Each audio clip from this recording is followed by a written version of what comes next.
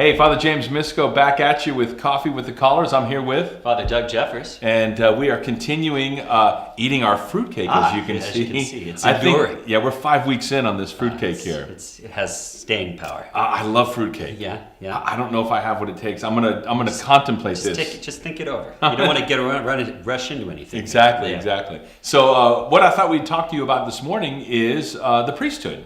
Some of you may be wondering what it's like to be a priest, or what goes through a guy's mind who considers the priesthood. And Father Doug, we went.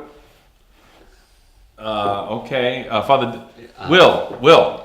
Yes, sir. We're filming an episode of Coffee with the Callers here. Yeah. Oh, really? I didn't notice. Oh, okay. Would you like to join us? Sure. Okay. Well, Will Rooney is here, and he's going to join us this morning.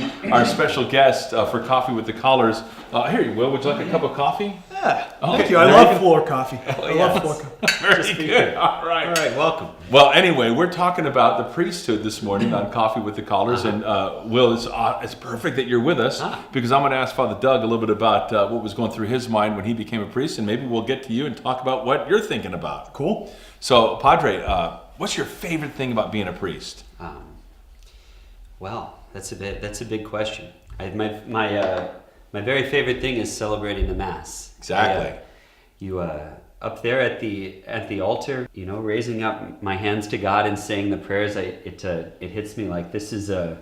This is what I was ordained to do, to offer sacrifice to God, and it reminds me of at my ordination. One of the moments that stuck in my mind was when we were walking down the aisle at the procession in the beginning, and they were singing the entrance antiphon was "I will go to the altar of God," and I was walking up, looking at it, thinking like, well, I've walked down a lot of aisles of churches toward altars, but this is the first time I'm walking up on the altar because I'm going to offer the sacrifice this time. Yeah, that's awesome. You may or may not know this, but when a guy gets ordained, at the beginning of the Mass, he's a deacon. Mm-hmm. But after he's ordained, he joins the bishop and celebrates Mass. So Father Doug was right when he said this will be the very first time he celebrates Mass.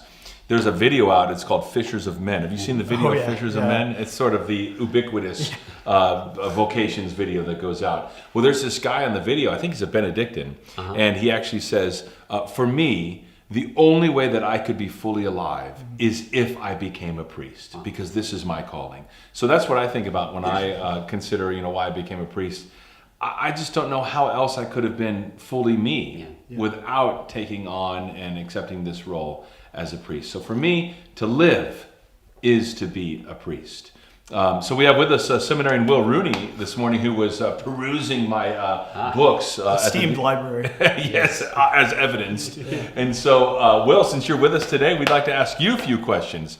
Right. So Will's doing his pastoral year. Will, tell us a little bit about what pastoral year is. Well, pastoral year is kind of like an internship for seminarians to kind of learn and grow in what it means to be a priest and learn what it looks like to live the life of a diocesan priest. So basically, Father James, you're teaching me by your actions all the time.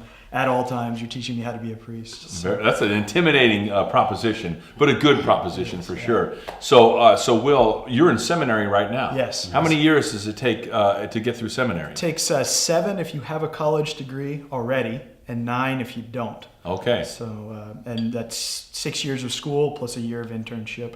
Sure. Which is school in itself. Just Great. So how many guys in your class are on pastoral year now? There's 6 of us for the diocese. Very good. So, yeah. So Seminarian Will works here at St. Louis full time, and he's engaged in many different ministries at the parish, so that one day he will be well prepared to receive that call from the church that says, we call these men to be priests. So, Will, when that day comes, it's going to be an awesome day for us. We're going to love being there to celebrate with you. Mm-hmm. What's the one thing that you're thinking, why do you think you're called to be a priest? Well, I think ultimately it goes back to what Father Doug was talking about, to offer sacrifice on behalf of the Christian people, to be able to take all of the joys, all of the sorrows, all of the offerings of the people of God and say that prayer that you pray every time you celebrate Mass. Pray, brethren, that this, my sacrifice and yours, may be made acceptable to the Lord our God. I can't wait for that moment. I was at a friend's ordination. It was a classmate of Father Doug's, Father Jared, and I just remember him praying that prayer for the first time, and it was a very striking moment for me to think in 2.5 years I'll be able to say those same words. Yeah, it's going to be great. I can't wait. It's going to be hilarious, us sitting there on the altar as Father Will comes up on the altar. That's right. And then when we give him the handshake of peace, we'll embrace him and say, my brother priest. Yeah. It's going to be a great day for all of us. So Seminarian Will is engaged in all kinds of different ministries here at the parish, but one of them, obviously so important, is his work with vocations, trying to get to young people to think about what God is calling them to do in their lives. So one of the best things that he's done is the Seminarian Trading Card Program. This So was he- quite a hit over in the school, as I was. recall. So he made these trading cards of all the seminarians so that people will pray for them. So Will, tell us about these trading cards you made. So it's basically your standard baseball-sized card, you know. All right. Yeah, thank you, Father James. And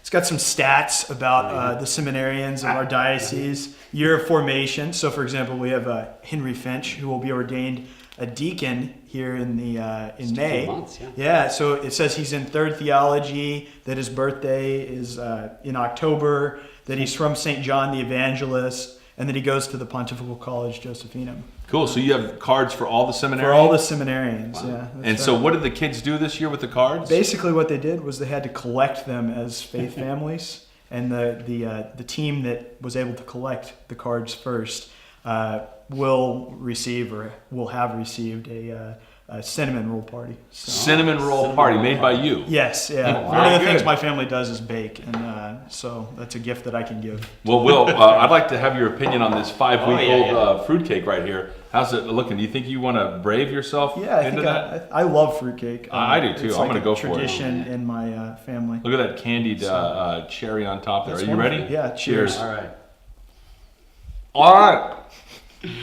Well, Good to see you all. Father Doug, send us off here. It's been great having you. We'll see you next time on Coffee with the Collars. Have a great week.